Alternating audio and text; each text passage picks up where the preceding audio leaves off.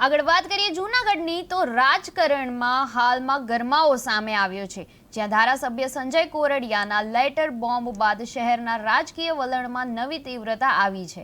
આ અંગે શહેર કોંગ્રેસના પ્રમુખ મનોજ જોશીએ પોતાની પ્રતિક્રિયા મીડિયાને આપી હતી। 3 દિવસ પહેલા જૂનાગઢના ધારાસભ્ય શ્રી સંજય કોરડિયા દ્વારા એક પત્ર એમના જ કાર્યકરો ઉપર વાયરલ કરવામાં આવેલો કે ભાઈ તમારા વિસ્તારમાં જ્યાં જ્યાં રોડ તૂટેલા હોય 1 થી 1.5 વર્ષની અંદર એ રોડના ફોટોગ્રાફ મોકલો, જેથી કરીને જે તે ડિપાર્ટમેન્ટને કહી શકાય। સવાલ એ થાય છે કે સંજયભાઈ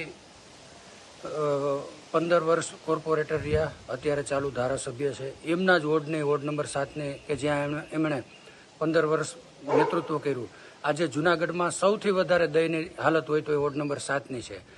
બીજા નંબરમાં તમારે લોકો પાસેથી માહિતી માંગવાની જરૂરત ક્યાં છે? તમે પોતે ધારાસભ્ય તરીકે સંકલન સમિતિના મેમ્બર છો, દર મહિને કોર્પોરેશનમાં સંકલન સમિતિ મળે છે, એટલે સંકલન સમિતિમાં તમે માંગો માહિતી અને પૂછો કાર્યપાલક ઇજનેરને કે ભાઈ આ છેલ્લા 1.5 કે 2 વર્ષમાં ગેરંટી પીરિયડ દરમિયાન ક્યાં ક્યાં રોડ બન્યા અને ક્યાં તૂટી ગયા અને ક્યાં ક્યાં રોડ કોન્ટ્રાક્ટરને ખર્ચે અને જોખમે નવેસરથી કરવાના થાય। એટલે આ બધું સસ્તી પ્રસિદ્ધિ માટે હોય એવું સ્પષ્ટપણે દેખાઈ આવે છે। ધારાસભ્યમાં કામ કરવાની દાનત હોય, કામ કરાવવાની આવડત હોય તો એમની જ હોટલ સરોવર પોટ્રીકો કે જ્યાં ચાલી શકાય એવી હાલત નથી, તો પેલા એમનું ભલું કરે, એમનો રોડ પેલા રિપેર કરે, પછી ગામનું ભલું કરવા નીકળે।